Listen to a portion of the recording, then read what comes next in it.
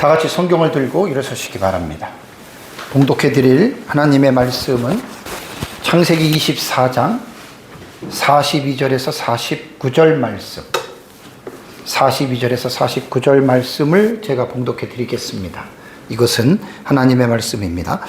내가 오늘 우물에 이르러 말하기를 내 주인 아브라함의 하나님 여호와여, 만일 내가 행하는 길에 형통함을 주실진대 내가 이 우물 곁에 서 있다가 젊은 여자가 물을 기르러 오거든 내가 그에게 청하기를 너는 물동이의 물을 내게 조금 마시게 하라 하여 그의 대답이 당신은 마시라 내가 또 당신의 낙타를 위하여도 기르리라 하면 그 여자는 여호와께서 내 주인의 아들을 위하여 정하여 주신 자가 되리라 하며 내가 마음속으로 말하기를 마치기도 전에 리브가가 물동이를 어깨에 메고 나와서 우물로 내려와 깃기로 내가 그에게 이르기를 청하건대 내게 마시게 하라 한즉 그가 급히 물동이를 어깨에서 내리며 이르되 마시라 내가 당신의 낙타에게도 마시게 하리라 하기로 내가 마심에 그가 또 낙타에게도 마시게 한지라 내가 그에게 묻기를 내가 네 딸이나 한즉 이르되 밀가가 나홀에게서 낳은 부두엘의 딸이라 하기로 내가 코고리를 그 코에 꿰고 손목고리를 그 손에 끼우고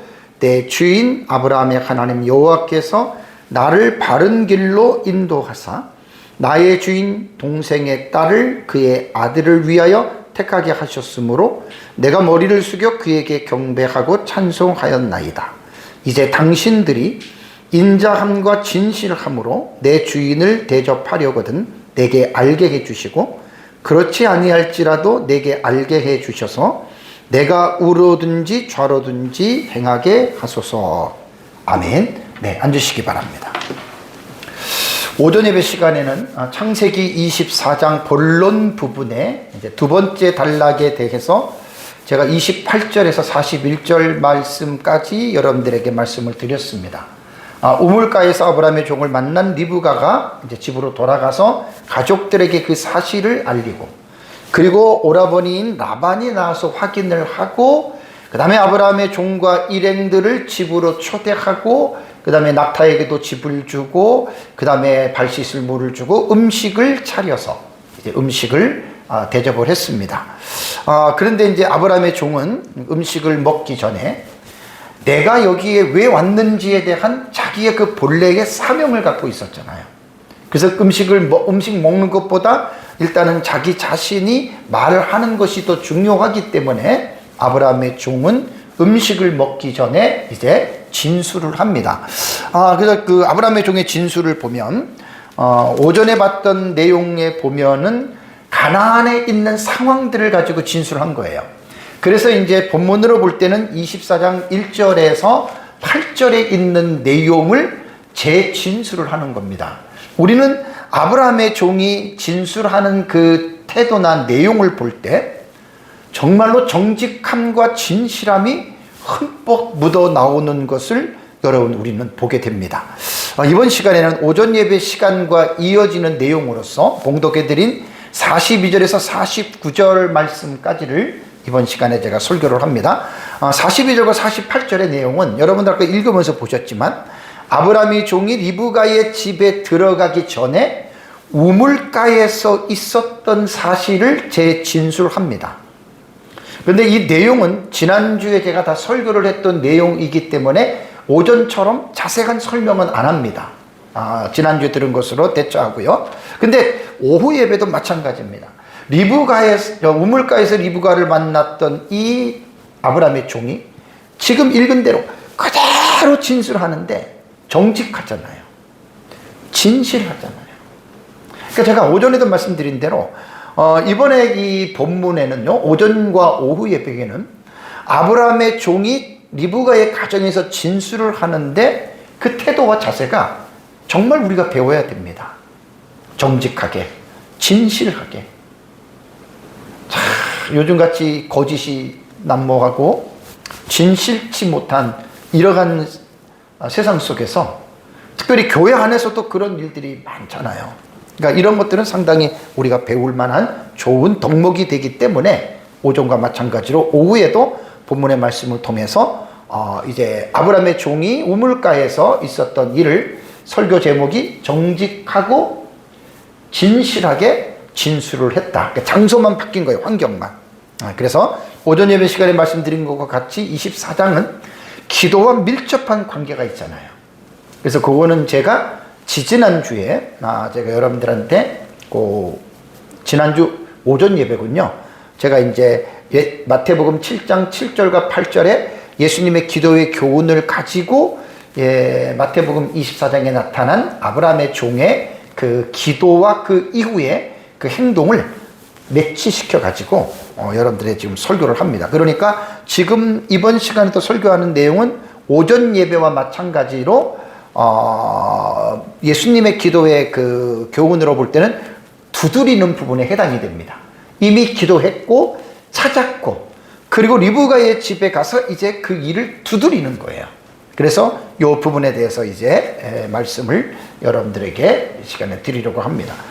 이제 크게는 오전에는 이제 가나안에 있었던 그 사실들에 대해서 자기 자신을 말하고 주인을 얘기하고 아들을 얘기하고 또 사라에 대해서 이야기를 하다가 이제 오늘 읽은 본문에는 이제 우물가에 도착을 했잖아요. 나홀의 우물가에 도착을 해서 리브가에 만났던 지난주 설교했던 내용이 쭉이기 때문에 오늘은 그냥 읽고 가는 것으로만 여러분 보겠습니다. 또 강조하는 게 정직하고 진실하게 제 진술을 했다라는 거. 이거 꼭 우린 배워야 됩니다. 정말 너무너무 중요한 우리의 그리스도인의 자세이기 때문에 자 그러면 이제 42절에서 44절의 내용은 뭐냐면 이제 우물가에서 리브가를 만났던 그것을 진술을 하는데 42절에서 44절 보면 내가 오늘 우물에 이르러 말하기를 이게 이제 기도했다는 거예요. 내 주인 아브라함의 하나님 여호와여 만일 내가 행하는 길에 형통함을 주실진데 내가 이 우물 곁에 서 있다가 젊은 여자가 물을 기르러 오거든 내가 그에게 청하기를 너는 물동이의 물을 내게 조금 마시게 하라 하여 그의 대답이 당신은 마시라 내가 또 당신의 낙타를 위해 기르리라 하면 기도의 조건을 달았죠. 기도의 조건을 달았어요. 그 여자가 여호와께서 내 주인의 아들을 위하여 정하여 주신 자가 되리이다 하며 여기서 지금 아브라함의 이 종이 말한 것은요 지난주 설교한 12절과 14절에 있었던 그 기도의 내용과 똑같잖아요. 그죠? 그러니까 정직하게 진술한 거예요. 진실하게 진술한 거예요. 이 내용은 지난주 설교를 했기 때문에 다시 제가 말씀을 드리지 않습니다. 그래서 이제 두 번째 볼 게 뭐냐면 아브라함의 종이 기도하고 그 이후에 액션이 있잖아요. 그걸 진술하는데 45절에서 48절입니다. 이것도 지난주에 설교했던 부분이에요. 앞에 거래. 이것도 보면은 15절에서 27절의 내용입니다. 지난주 15절에서 27절 설교할 때 그 내용을 이제 요약해서 말하는데 자, 내가 마음속으로 말하기를 어떻게? 마치기도 전에 그랬잖아요. 기도를 끝나기도 전에 리브가가 물동이를 어깨에 메고 나와서 우물로 내려와 길어요. 내가 그에게 이르기를 청하건대 내게 마시게 하라 한즉 그가 급히 물동이를 어깨에서 내리며 이르되 마시라. 그리고 내가 당신의 낙타에게도 마시게 하리라 하기로 내가 마시매 그가 또 낙타에게도 마시게 한지라. 지난주에 다 설명을 했잖아요. 그죠? 요게 이제 그 15절에서 27절의 내용입니다. 그러니까 여기서 지금 그리고 47절에도 내가 묻기를 내가 네 딸이냐 한즉 밀가가 나홀에게서 나온 부들의 딸이라 하기로 내가 코고리를 그 코에 꿰고 손목고리를 그 손목에 끼고 내 주인 아브라함의 여호와께서 나를 바른 길로 인도하사 나의 주인의 동생은 틀린 번역이라 그랬어요. 동생이 되질 않아요. 히브리어로 보면은 내 주인의 형제라고 말을 해야 됩니다. 혹은 친족이라고 해야 됩니다. 왜냐하면 나홀은 아브라함의 형이지 동생이 절대로 될 수가 없습니다. 우리 성경에는 두 개 다 동생으로 했기 때문에 뭐 그렇다고 꼭 동생이 틀렸다라고는 말할 수는 없지만 정황을 볼 때는 동생이라기보다는 형이 맞습니다. 그건 제가 지난번에도 말씀드린 대로 요거는 사실 동생이라고 표현하기보다는 그냥 주인의 뭐 형제 뭐 이렇게 하는 게 가장 번역이 좋을 뻔했는데 이렇게 됐습니다. 그리고 그의 아들을 위하여 택하게 하셨으므로 내가 머리를 숙여 경배하고 찬송하였나이다. 이거 다 그 지난주에 제가 여러분들에게 설교한 내용의 그 내용을 그대로 했잖아요. 그러니까 여기서 지금 오전과 오후 예배 제가 지금 강조하는 게 뭐냐면 매우 정직하고 진실하게 진술했다는 거예요. 우리가 세상을 살아가면서 사람들과의 관계 속에서 우리는 늘 사람들과의 대화하고 교제하면서 살아가잖아요. 목회자도 마찬가지고 성도도 마찬가지고. 근데 그 관계 속에서 우리는 진술을 합니다. 말을 합니다. 우리들은 어떤 자세와 태도를 갖고 우리는 살아가고 있습니까? 정말 우리는 누구를 만나든지 간에 정직하고 진실된 말을 하면서 살아갑니까? 아니면 거짓말과 위선적인 말을 하면서 살아갑니까? 한국교회에 대한 매스컴을 통해서 볼 때 꽤 오래되고 늘 합동측의 유명한 목사님이 거짓말 해가지고 감옥에 가서 한 3년을 사셨다는 분이 있어요. 거짓말 때문에 그래요. 그러니까 지금 아브라함의 종에게 우리가 배우는 거는 오전에도 오후에도 강조하는 게 사실을 정직하고 진실하게 묘사했다는 거예요. 이게 우리에게 그리스도인들에게는 생명같이 이게 여겨져야 됩니다. 목회자들의 세계나 성도들의 세계에서도 이 거짓과 참 이 외식들이 얼마나 많은지 몰라요. 하나님은 정직과 진실함을 정말로 기뻐하십니다. 반대로 거짓과 위선을 하나님은 정말로 미워하십니다. 우리가 정직하고 진실하게 살아야 할 이유는 하나님이 우리의 일거수일투족을 잘 들으셔야 돼요. 불꽃 같은 눈동자로 늘 지켜보십니다. 제가 오늘 본문하고는 조금 거리가 멀어도 적용하는데 사실 이번 시간에 좀 시간이 많이 걸려요. 이게 창세기를 본문하면서 왜 시편을 얘기하나 그러는데 그건 제가 적용 부분을 강조하는 부분이라고 말씀을 드렸습니다. 왜냐하면 오전과 오후에 중요한 것은 정직하고 진실하게 진술하는 삶을 살자. 말이나 행동이나 이렇게 그게 이제 우리에게 가장 중요한 거를 아브라함의 종을 통해서 우리가 지금 배우는 거거든요. 일거수일투족에 대한 이 고사성어는요, 손을 한 번 들고 발을 한 번 내디디는 행동을 일거수일투족이라고 이렇게 이야기를 합니다. 이 성어의 의미는요, 사소한 동작이나 행동 하나하나를 가리킬 때 일거수일투족 우리는 이 성어를 사용을 합니다. 이 고사성어는 일상적으로 행해지는 작은 행동까지 포함해서 상대방의 모든 행동을 주의 깊게 살펴본다. 너의 하나부터 열까지 모든 것들을 살펴본다. 그래서 일거수일투족이라고 하는 이 고사성어를 사용을 하는 거예요. 근데 여러분 성경을 보잖아요. 하나님이 우리의 일거수일투족을 살펴보고 계신다고 하는 사실을 여러분 알아야 됩니다. 시편 139편 1절과 4절 참 제가 늘 여러분들에게 인용하고 저도 잊지 않는 말씀인데 1절을 보면은 여호와여 주께서 나를 살펴보셨으므로 나를 아시나이다라고 시편 저자는 이렇게 말을 합니다. 여기 아시나이다라고 하는 말이 히브리어의 뜻으로 좀 더 자세하게 말을 하면요, 나를 철저하게 조사하셨습니다라는 말이에요. 하나님이 나를 철저하게 다 조사했다는 거예요. 그냥 안다는 게 아니라 철저하게 하나님이 나를 조사했다. 여기서 동사가요, 완료형이에요. 히브리어 동사는 시제가 아니라 시상이라 그랬죠. 히브리어 동사는 과거, 현재, 미래 이게 없어요. 그냥 시상이에요, 시상. 동작이 완료가 됐느냐, 완료가 되지 않았느냐는 건데, 이게 완료형입니다. 완료형은 뭐지요? 다 한다는 거예요.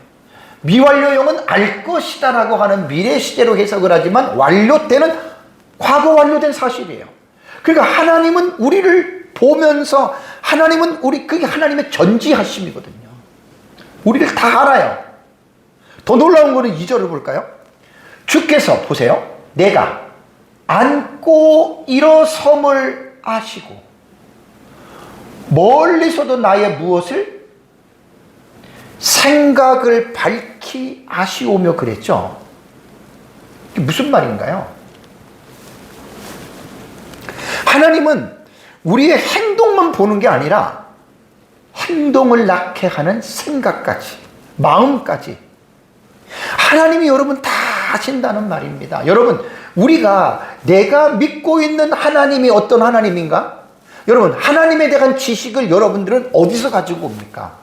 여러분들 생각에서 가지고 옵니까? 여러분들 경험에서 가지고 옵니까? 여러분들 느낌에서 하나님이라고 하는 인식을 가지고 옵니까? 잘못된 거죠. 철저하게 개혁주의 신학, 개혁신학자들이 말한 것처럼 솔라 스크립투라, 오직 성경에서 우리는 하나님에 대한 지식을 갖고 오고 모든 지식을 성경에서 우리는 가지고 와야 돼요. 그래서 제가 계시 의존 사색이라고 하는 말을 수도 없이 쓰잖아요. 하나님의 계시인 성경 66권의 말씀을 의존해서 우리는 항상 생각하고 말을 해야 됩니다. 행동 이전에 마음의 생각까지 하나님은 다 아신다. 우리가 그런 하나님을 믿는 거예요. 여러분들 지금 앉아서 무슨 생각하는지 저는 몰라요. 하나님은 그거 알고 계신다니까요. 지금 3절에 나의 모든 길과 내가 눕는 것을 살펴보셨으므로 나의 모든 행위를 익히 아시오니. 전방이 저기예요. 어떤 한 부분, 교회에 나와서만 하나님이 아신다는 게 아니에요. 전방이 저기입니다. 모든 것을 하나님이 알고 계신다. 다음에 4절에 여호와여 내 혀의 말을 알지 못하시는 것이 하나도 없으시니이다라는 말을 했습니다. 그러니까 이거는 뭐냐면 말뿐만이 아니라 어떨 때 우리가 말을 할 때도요, 나도 모르게 횡설수설 할 때가 있죠. 그죠? 나는 이런 말 해야 되는데 엉뚱한 말 나올 때 있잖아요. 그죠? 하나님은 그런 것도 알고 계세요. 정말 놀라운 일입니다. 여러분은 하나님을 어떻게 알고 계시나요? 여러분들은 어떤 하나님을 믿고 계십니까?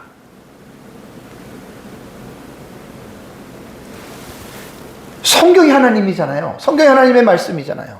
그러니까 시편 139편 1절과 4절의 말씀을 볼 때 하나님은 불꽃 같은 눈동자로 늘 우리를 보고 계신다는 거예요. 내 마음의 생각까지도 알고 계신다는 거예요. 모든 행동을, 모든 말, 생각, 모든 언행 심사를 하나님이 다 알고 계신다. 우리가 믿는 하나님이 이런 분이라고 하는 사실을 잊지 마시기 바랍니다. 저는 24살 때에 예수님을 영접했습니다. 예수님을 믿기 전에는 하나님에 대한 의식 없이 살잖아요, 누구든지. 그러니까 내 마음대로 사는 거예요. 그러니까 제가 예수 믿은 지 42년이 된 거예요. 그런데 예수님을 영접하고 나서 얼마 되지 않아서 제가 시편 139편 1절과 4절을 읽으면서 제가 깨달았는데 얼마나 제가 부끄러운지 몰라요. 왜냐면 하나님을 믿지 않았기 때문에 뭐 내 마음대로 내 고집대로 뭐 하고 싶은 거 다 하면서 24살 때까지 살았단 말이에요. 이 말씀을 보고 나서 너무나 부끄러웠어요. 와, 그러면 내가 몇 살 때, 무슨 일을 할 때 하나님 그것도 다 보고 계셨네? 내가 언제 어떤 생각을 갖고 있어 하나님 그것도 다 생각을 알고. 왜냐하면 이 말씀이 성경이기 때문에, 이 성경대로 하나님이 이런 분이기 때문에, 나는 하나님을 몰랐기 때문에 이걸 몰랐지, 믿고 나서 보니까 어머머 너무 부끄러운 거예요. 내가 무슨 일을 했, 모든 일들을 하나님이 다 보고 계셨다는 거. 그러면서 그때부터 하나님에 대한 두려움이 제 마음속에 생긴 거예요. 예수 믿고 얼마 안 됐어요. 뭐 거듭나서 구원의 확신을 갖고 마음의 기쁨과 즐거움과 눈물과 찬송과 기쁨과 감사로 살다가 하나님의 말씀을 보면서부터 깨달아지는 내 자신의 변화가, 이 말씀을 깨닫고 나니까 정말 두렵더라고요. 방 문 닫고 혼자 있어도 하나님 다 보고 계시잖아요. 내가 어디를 가든지 무슨 생각을 하든지 하나님 다 알고 계시잖아요. 말씀을 깨달으면서부터 제가 하나님의 두려움이 지금까지 계속해서 생기고 갑니다. 그리고 저는 특별한 은혜로 그 다음에 신학대학을 들어갔습니다.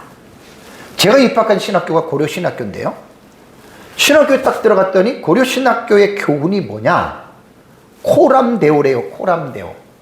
그때는 나는 코람데오가 라틴어인데 코람데오가 무슨 말인지도 몰랐어요. 그 교수님들마다 코람데오를 많이 강조하면서 코람데오는 하나님 앞에서다. 그런 걸 되게 많이 강조하는 거예요.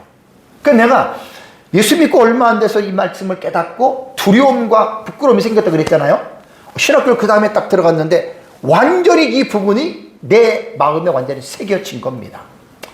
오전에도 제가 코람데오라고 하는 말을 썼잖아요. 이제 오후에 좀 설교 분량이 조금 이제 짧기 때문에 이 부분을 내가 오후로 배치를 시켰습니다. 코람데오는 라틴어입니다. 코람데오라는 말이거든요. 코람이라고 하는 이 단어는 앞에서라는 뜻입니다. 앞에서. 영어로 말하면 이제 before가 돼요. 앞에서라는 말이고, 데오는 라틴어에 데우스가 있습니다. 데우스. 이게 하나님이에요. 이게 데오는 데우스의 역격 단수거든요. 그래서 이제 데우스가 오로 바뀐 거예요. 어미가.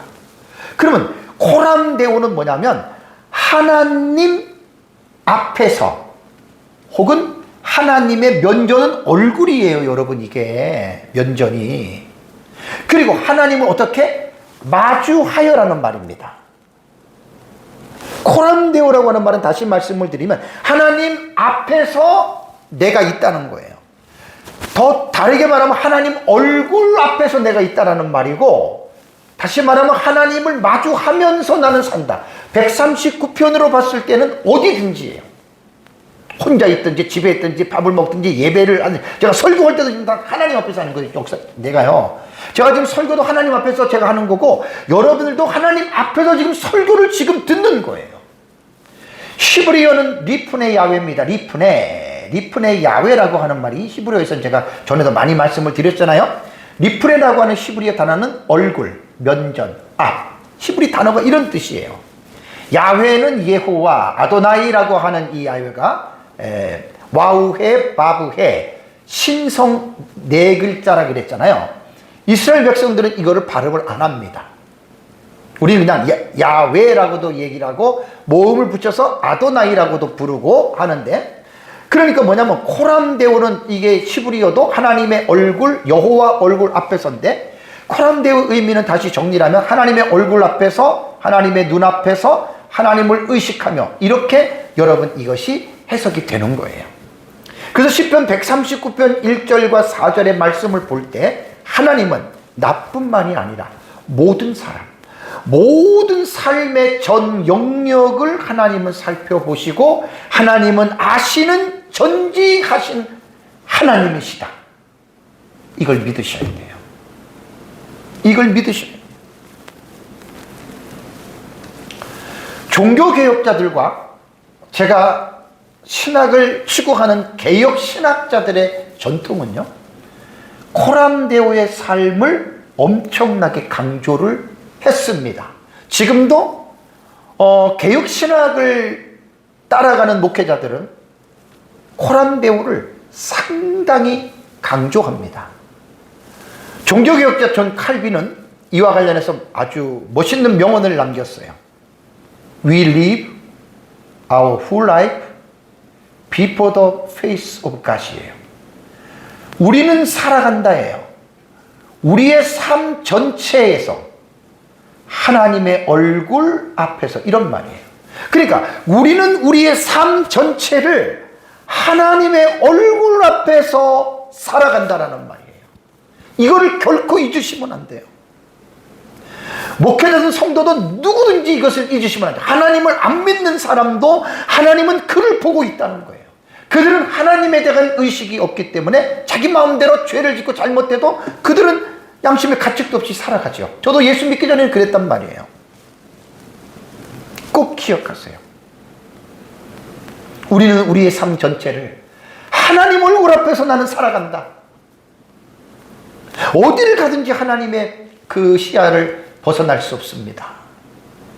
지옥이든 천국이든 물속이든 어디든 인간은 하나님의 시야를 벗어날 존재가 하나도 없습니다. 그래서 이런 하나님을 믿기 때문에 그래서 우리는 모든 삶에 정직하고 진실해야 된다라는 말이에요. 아브라함의 종을 보십시오. 제가 아브라함의 종이 리브가의 가정에 가서 가나안의 상황을 진술할 걸 보십시오. 오전에 얼마나 정직하고 진실했습니까? 오늘도 지금 본 말씀에서도 얼마나 정직하고 진실하게 아브라함의 종이 진술을 합니까? 왜 그렇죠? 아브라함의 종이 믿는 하나님이 이런 하나님을 믿는 거예요. 시편 139편에 이 하나님을 믿기 때문에 절대로 거짓과 위선적인 진술을 할 수가 없었다는 겁니다. 그래서 시편 139편 1절과 4절의 말씀은요, 정말 바르게 살려고 하는 사람들에게는 얼마나 위로가 되는 말씀인지 몰라요. 저는 상당히 많이 부족하고 가난한 자이고 정말 무명한 자잖아요, 저는. 근데 저는 이 말씀을 분명하게 믿습니다, 저는. 정말 저는 이 말씀을 분명하게 옛날에 깨달을 때부터 지금까지 40년이 넘도록 지금도 나는 확실하게 믿고 있어요. 내가 힘들고 그럴 때 저는 이 말씀을 늘 생각합니다. 하나님이 나를 보고 계신다. 그러면 여러분 위로가 돼요, 위로가. 안 그러겠어요?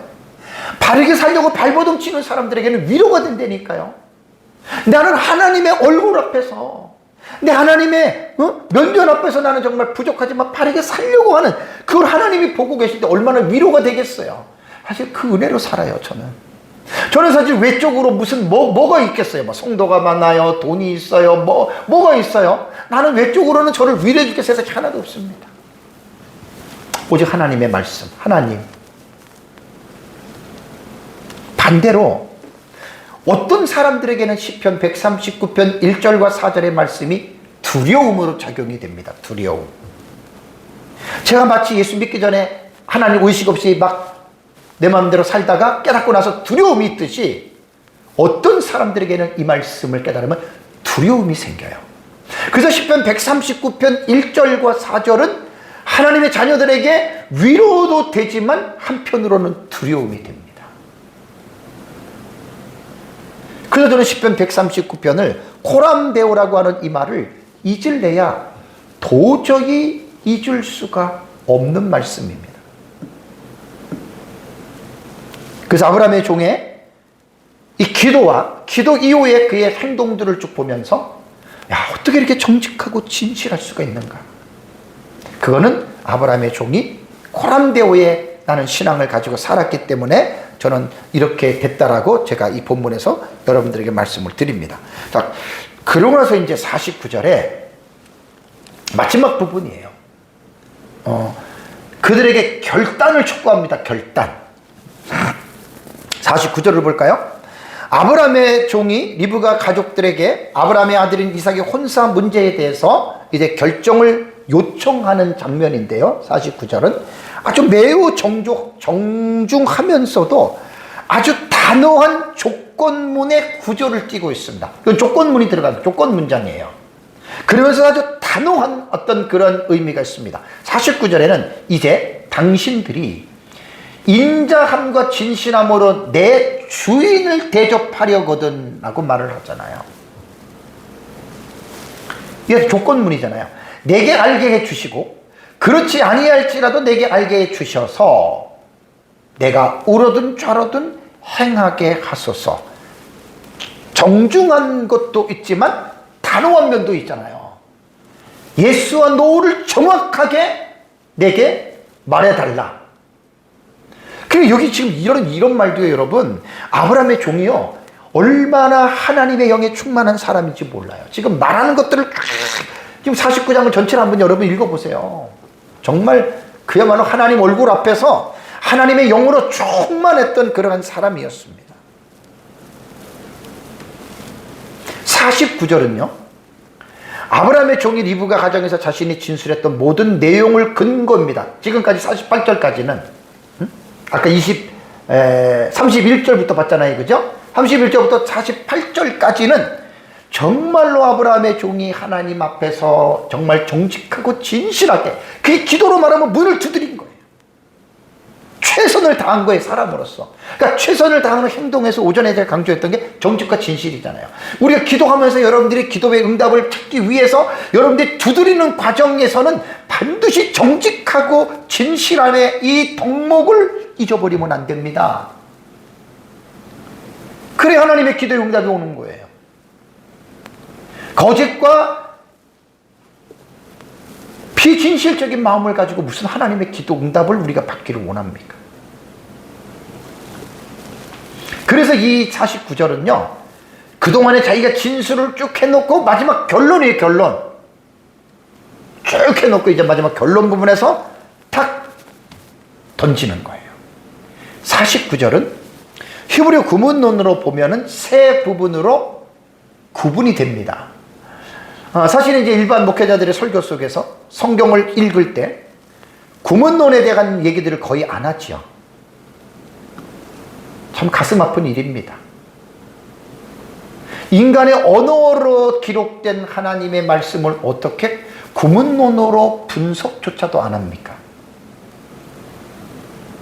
저는 제가 한다고 자랑하는 게 아니에요. 제가 공부를 하는 거잖아요. 문장을 구문론 쪽으로 보고 동사 같은 거나 미시문법이라던가, 원래는 그게 기본이에요, 성경을 해석하는 게. 저는 해석학적인 설교를 하기 때문에 이게 주의 설교니까 이런 부분 하는 거예요. 저는 모든 목사님들이 저와 같기를 원합니다. 설교가 뭐지요? 뭐 성도들에게 뭐 기분을 업시켜주고, 뭐 성도들의 기분을 좋게 해주고, 뭐 성도들에게 복을 떨어뜨리는 게 그게 설교인가요? 저는 그렇게 생각 안 합니다. 설교는 하나님의 말씀을 설교자가 해석해 주는 것입니다. 자세하게, 올바르게, 정직하게, 진실하게. 성경 읽어놓고 엉뚱한 얘기하지 말고. 그래서 49절은 세 부분으로 구분이 되는데, 긍정 조건과 부정 조건과 결단을 촉구하는 딱 세 부분으로 49절이 여러분 갈라집니다. 우선 긍정적인 조건 문장을 한번 제가 3분의 1 부분을 말씀을 드릴게요. 자, 이제 당신들이 인자함과 진실함으로 내 주인을 대접하려거든 내게 알게 해 주시고 라고 말을 했습니다. 이건 조건문이에요, 이것도. 근데 긍정적인 부분이에요. 여기에 대접하려거든이라고 하는 오심이라고 하는 이 단어는요, 아샤의 원형이 아샤입니다. 이거는 칼 분사형이에요. 왜 분사를 왜 밝히는 줄 아세요? 내용이 달라져요. 의미가 좀 달라져요. 그래서 이게 조건문이라고 하는 것은 이 단어 앞에 임이라고 하는 이 조건을 나타내는, 영어로 말하면 if예요. 만일이라고 하는 이 의미가, 단어가 붙어 있어요. 조건 접속사가. 그러니까 만일이라고 하는 이 부분이 붙어 있는데, 여기에서 왜 제가 분사라고 말을 했냐면, 분사가 여러분 이 조건절에 분사가 들어가잖아요. 그러면은 분사는 항상 현재 진행으로 보면 돼요. 대부분 그냥 기본적으로. 그러니까 지금 이 말이 뭐냐면 현재 진행 중인 상태를 의미하는 거예요. 그러면서 또 하나는 뭐냐면 일어날 확정적인 의사 상태를 묻는 거예요. 그러니까 이건 후자에 해당되는 거예요. 후자. 당신들이 인자함과 진실함으로 내 주인을 대접하려거든 내게 알게 해달라. 확정적인 의사 상태를 묻는 거예요. 이거는 분사라고 하는 것 때문에 해석이 여러분 이렇게 됐다라고 하는 말입니다. 여기에 인자함과 여러분 진실함 있죠? 인자함은 헤세드고요. 진실함은 에메트예요. 되게 중요한 단어예요. 이 히브리어에서 인자함은 친절, 인자, 자비라는 뜻이고 진실함은 신실, 성실, 진리인데 히브리어에서 이 두 단어가 나란히 쓰일 때에는 완전하고 변함없는 사랑을 나타내는 관용구입니다. 되게 많이 나와요, 구약성경에. 여호와의 인자하심과 진실하심, 이거는 관용구예요. 그러니까 완전하고 변함없는. 그리고 이 인자와 진실, 헤세드와 에메트가 같이 들어가는 경우에는요, 언약 관계에서 되게 자주 사용돼요, 성경에. 그러니까 여기에서 아브라함의 종이 리브가 가족에게 헤세드와 에메트라고 하는 인자감과 진실함으로 말을 해달라고 하는 말은 뭐냐면, 하나님 앞에서 신앙을 가진 자로서 그 믿음 안에서 당신들이 허튼 대답을 하지 말고 그러한 바른 대답을 해달라고 이렇게 말을 한 겁니다. 여기서 내 주인을 대접하려거든 이라고 하는 말은, 여러분 보세요.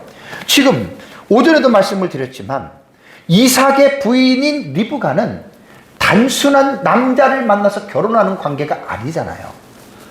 메리트입니다. 커버넌트예요. 언약 관계예요. 그러니까 지금 아브라함 종도 하나님이 아브라함과 맺은 그 언약을 분명하게 인지하고 있었어요. 그리고 언약에 따라서 자기는 언약의 계대 계승을 해 나가는 이삭의 아내를 만나게 하는 그 자기는 도구로서 쓰임받는다고 하는 것을 아브라함의 종은 분명하게 알고 있었어요. 그러니까 이런 믿음의 확신을 가지고 있기 때문에 아브라함의 종은 헤세드와 에메트라고 하는 인자함과 진실함이라고 하는 하나님의 언약적인 이 관계 속에 이 단어를 사용했던 거예요, 여러분.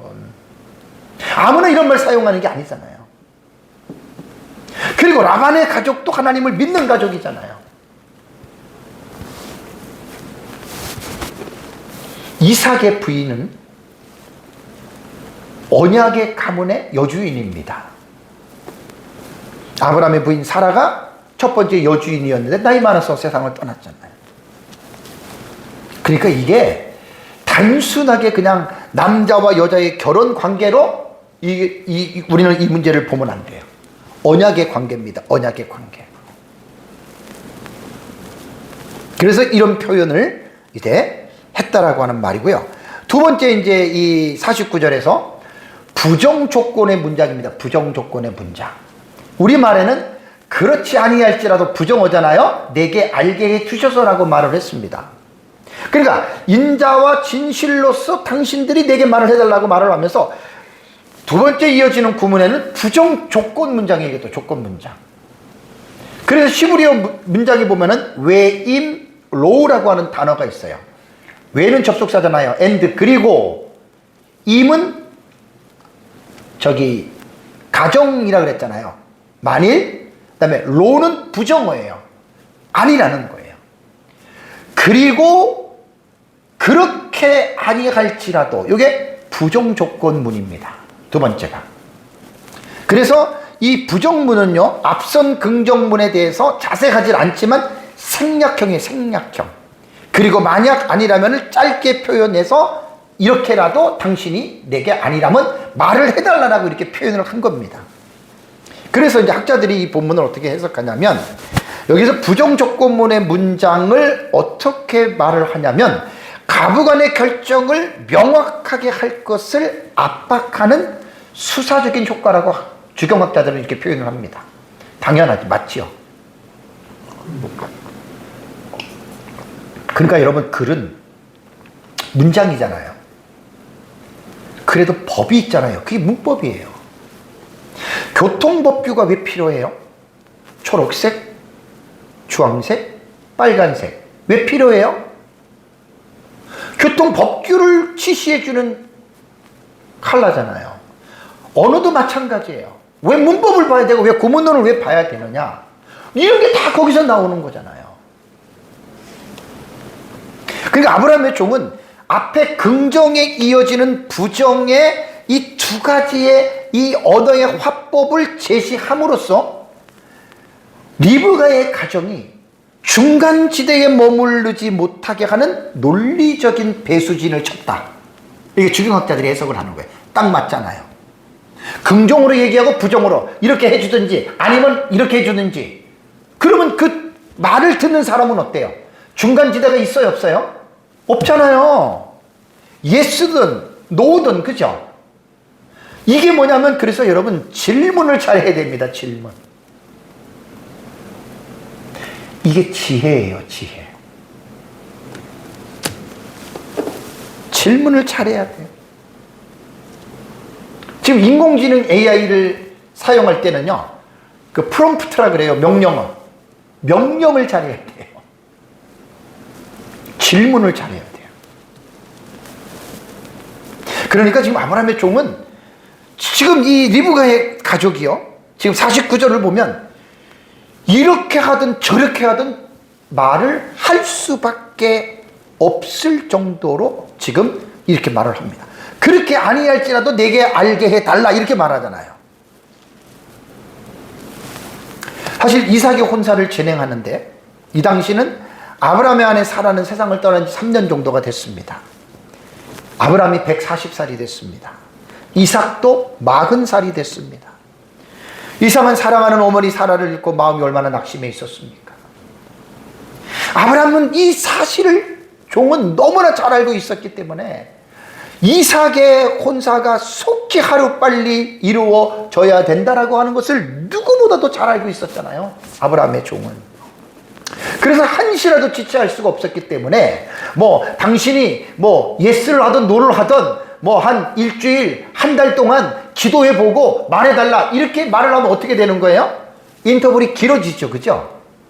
내가 다음 주 오겠다, 내가 다음 달에 오겠다, 그럼 인터벌이 되게 길어지잖아요. 근데 지금 이 49절의 문장을 잘 보세요. 긍정 조건문과 부정 조건문의 문장을 딱 들을 때는 어때요? 뭐든지 하나 해야 되잖아요, 그죠? 그러고 나서 이제 마지막 세 번째가 결단의 문장입니다. 결단을 지금 촉구하는 거예요. 뭐라 그랬죠? 내게 말하라 그러잖아요. 내게 말하라. 응? 내게 말하라. 그리고 내가 우로든 좌로든 여기에 표시가 나옵니다.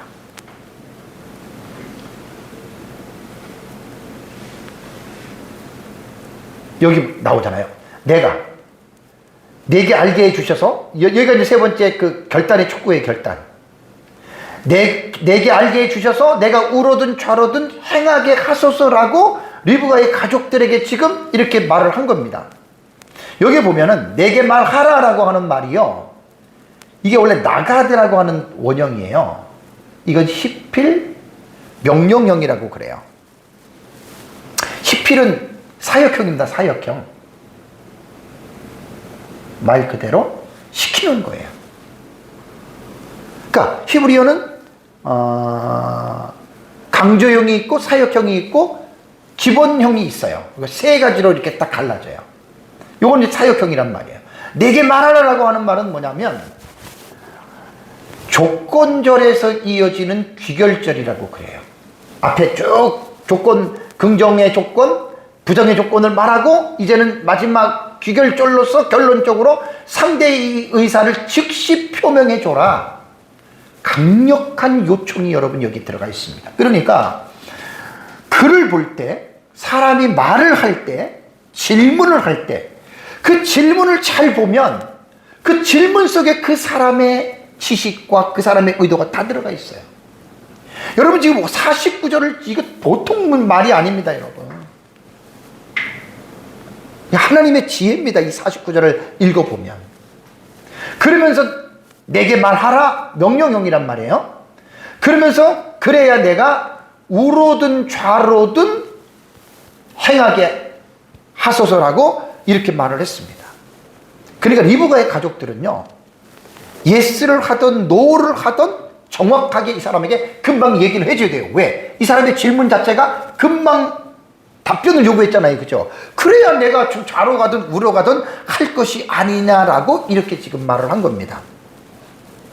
자, 아브라함의 종은 이삭의 신부감을 찾기 위해 아브라함의 친족들이 사는 곳으로 왔습니다.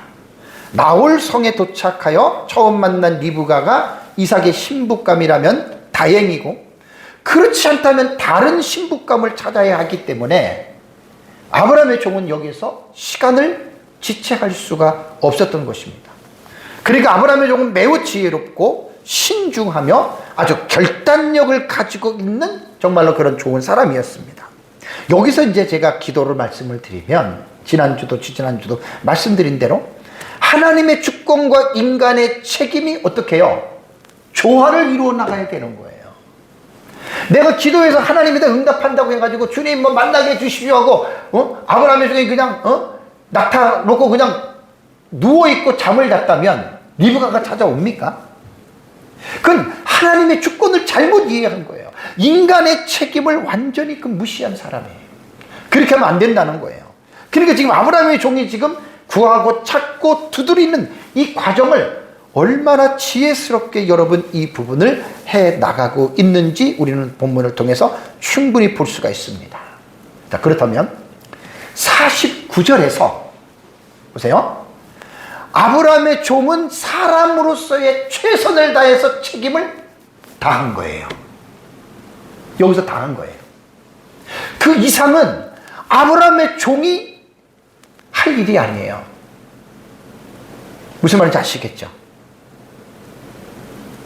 오전에 제가 말씀드린 대로 인간의 책임 한계가 있어요. 인간의 책임 한계.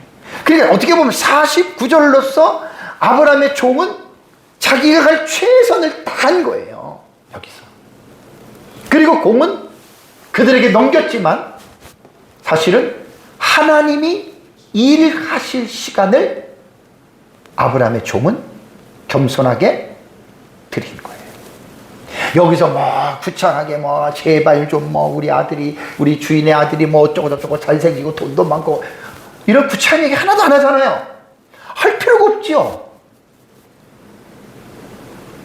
그리고 사람은 내가 해야 할 그 범위가 한계가 어디까지냐 그것만 생각하면 돼요. 그리고 딱 끝나고 나서 기도하는 사람은 기다리면 돼요. 50절에 한마디에 딱 응답이 떨어지잖아요.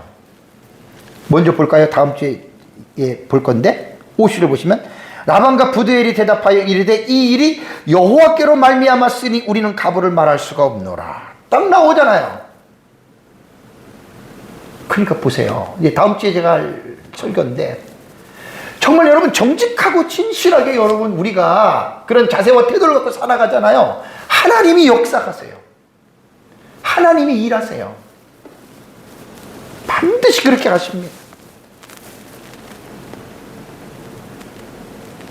사랑하는 성도 여러분, 하나님의 나라 사상으로 보는 창세기 24장은 잃어버린 하나님의 나라를 이 땅에 회복시키기 위한 여인의 후손을 낳는 구속 언약을 이루기 위해서 하나님의 섭리 가운데 이 일이 지금 쭉 진행이 되고 있는 거예요. 구속 언약은 창세기 3장 15절에 시작됐잖아요. 아담과 하와가 에덴 동산에서 범죄한 이후에 구속 언약이 시작이 돼서 구속 언약에서 강조한 게 뭐냐면 여인의 후손이에요. 여인의 후손을 보내서 하나님께서 메시아를 통해서 죄인들을 구원해 주시겠다고 하는 이 여인의 후손이 아담부터 시작해서 셋으로 이어지죠. 그래서 창세기 5장에 아담의 10대 족보가 나오죠. 그 다음에 창세기 11장에 노아의 족보가 나오죠. 여기서 10대까지 가면은 아브라함이 나오잖아요.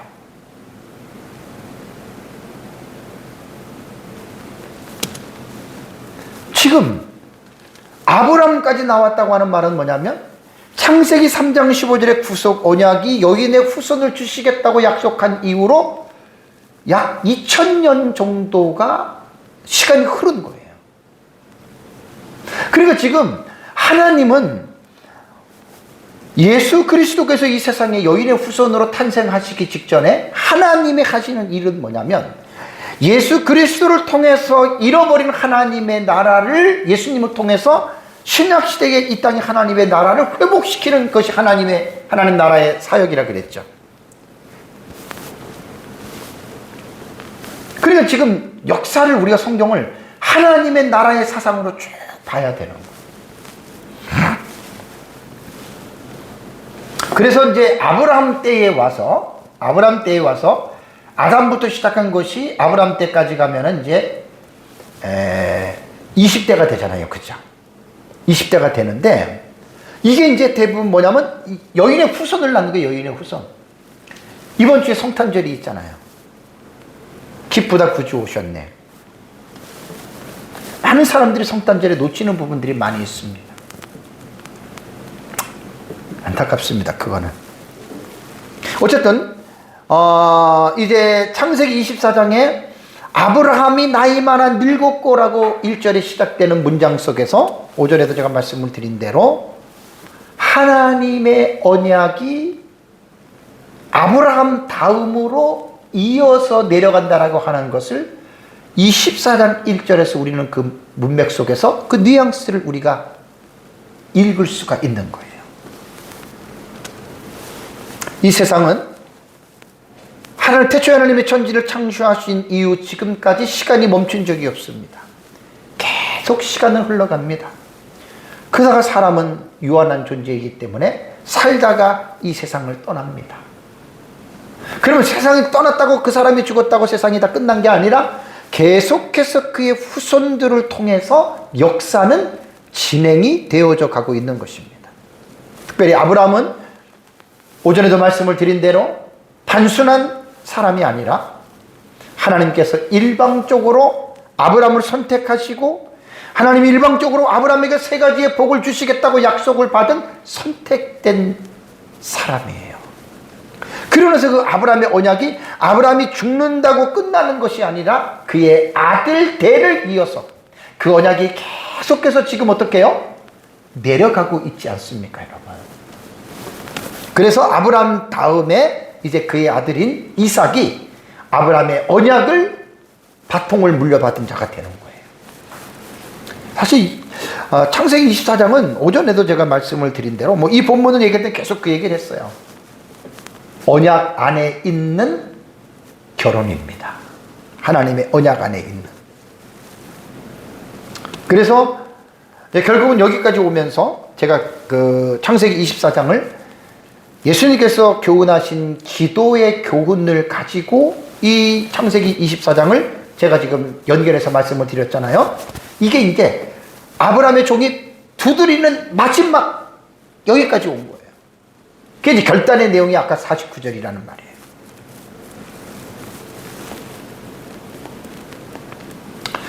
지난주에 제가 말씀드린 반대로 기도는요, 단순히 필요한 부분만 구하는 게 기도가 아닙니다. 예수님의 교훈을 보면 구하고 반드시 찾아야 될 부분들이 되게 많습니다. 그건 찾는다고만 끝나는 게 아닙니다. 한 걸음 더 나가서 어떻게 해요? 문을 두드리는 단계까지 가야 돼요.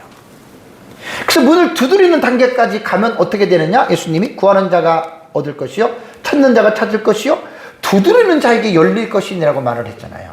기도 응답을 받는 거예요. 어떤 경우는 기도에서 응답이 떨어지는 거가 있고, 찾을 때 응답이 떨어진 때가 있고, 두드릴 때 응답이 떨어질 때가 있어요. 그거는 사람마다 기도의 내용에 따라서 여러분 그것은 다릅니다. 어쨌든 기도의 모델대로 우리는 그렇게 기도를 하는 거죠.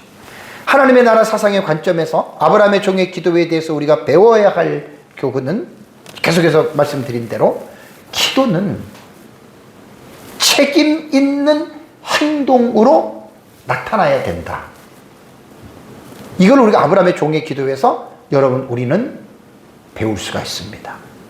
그리고 책임 있는 행동은 행동이라고 하는 그 액션이 들어갔기 때문에 그동안에 제가 이렇게 강조했던 정직과 진실, 이게 삶의 태도가 돼야 돼요. 기도하는 사람들이 그 아브라함의 종이 기도하는 사람이잖아요. 그리고 그 기도 응답이 떨어질 때까지 이 아브라함의 종의 행동의 자세가 어땠어요? 정직하고 진실한 삶을 잃어버리지 않았잖아요. 정직하고 진실하게 진술을 하잖아요. 이거를 제가 지금 오늘은 오전과 오후 예배 때에 이 부분을 사실 강조를 한 겁니다. 정직과 진실.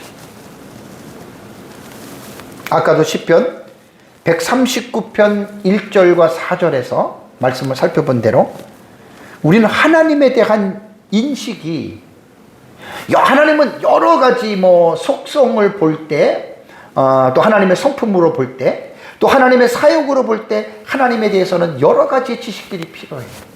단편적인 지식만 가지고 있으면 안 돼요. 하나님이 어떤 분이냐? 상당히 넓습니다. 하나님에 대한 지식이.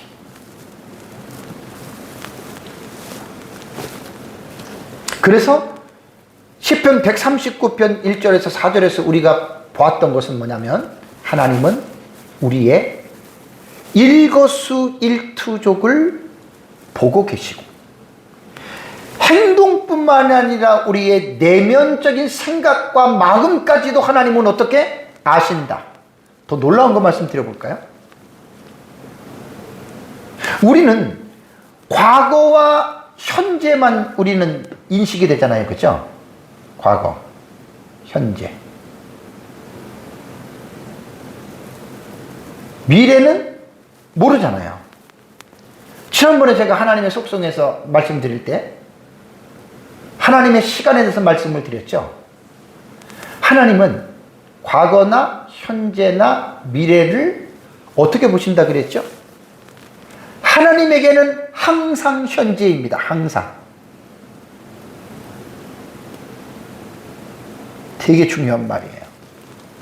우리는 과거와 현재를 통해서 과거는 우리가 되짚어 볼 수는 있지만 미래는 내일은 모르잖아요. 근데 하나님은 미래까지도 현재로 보신다는 거예요. 근데 이건 인간의 생각으로는 이해가 안 되죠. 5년 뒤에 제가 어떻게 될지 저는 모르잖아요. 근데 하나님은 아세요. 그게 전지하신 하나님이에요. 5년 후에 내가 어떻게 될 것도 하나님은 현재로 보고 계신다니까요. 인간은 몰라요. 근데 하나님은 그걸 보고 계신다는 거예요. 그래서 우리는 하나님에 대한 인식이 성경을 기초로 해서 우리는 하나님이 어떠한 분인지를 계속해서 여러분 우리는 배우고 알아가야 됩니다. 저는 시편 139편 1절과 4절은 정말 예수 믿고 나서 얼마 안 됐을 때 이 말씀을 보고 너무나 놀랬던 말씀이고, 그 깨달을 때에 놀란 것이 지금도 잊혀지질 않아요. 어떻게 내가 이걸 잊겠어요? 정말 잊혀지질 않아요. 그래서 아브라함의 종의 기도하고 기도 이후에 그의 행위들을 쭉 연구하는 가운데에 이 정도면은 아브라함의 종도 코람데오에 대한 의식과 이러한 믿음을 가지고 살았던 사람이다라고 말을 해도 절대로 여러분 틀리지 않습니다. 그래서 오전에도 제가 코람데오라고 하는 이 용어를 좀 말씀을 드렸어요. 그죠? 잠깐 말씀을 드리고 자세한 것은 오후에 제가 여러분들에게 말씀을 드린다고 해서, 사실 오늘 설교는 어떻게 보면 제가 오전도 그렇고 오후도 그렇고 정직과 진실이라고 하는 이 삶의 태도를 사실 제가 강조하는 거예요. 적용적으로. 마지막으로 뭐 계속해서 기도 설교 본문에서 여러분들에게 제가 말씀을 드린 대로 정말 기도는요, 하나님의 말씀을 돌이키고 하는 기도는 잘못된 겁니다. 말씀을 벗어난 기도는 하나님이 응답 안 해줘요. 예수님도 너희가 내 안에 거하고 내 말이 너희 안에 거하면 무엇이든지 원하는 대로 구하라, 그러면 이루어지신다고 말씀했잖아요. 그죠? 하나님의 말씀을 제껴놓고 자기 욕심, 자기 생각, 자기 느낌을 가지고 기도한다면 어떻게 그 기도를 하나님이 들어주실 수가 있겠습니까? 안 들어주십니다. 그래서 항상 성경이 우리에게는 베이스가 돼야 되고, 성경을 항상 보면서 성경에 따라서 하나님의 말씀에 따라서 우리는 기도를 해야 하나님이 그 기도에 일하시고 하나님께서 응답하신다는 말입니다. 늘 강조했던 대로 마지막으로 하고 정리하고 마치겠습니다. 하나님의 주권과 인간의 책임. 너무 중요한 말이죠. 주권과 인간의 책임. 하나님 100%, 인간도 100% 해야 됩니다. 이것이 조화가 이루어지는 거예요. 우리 기도 생활에 아브라함의 종이 보여준 이 기도의 본을 본받아서 저와 여러분들의 삶에 하나님께서 기뻐하시는 이러한 기도를 이루어가는 삶을 살아가시기를 주님의 이름으로 축복합니다. 우리 다 같이 함께 기도하겠습니다.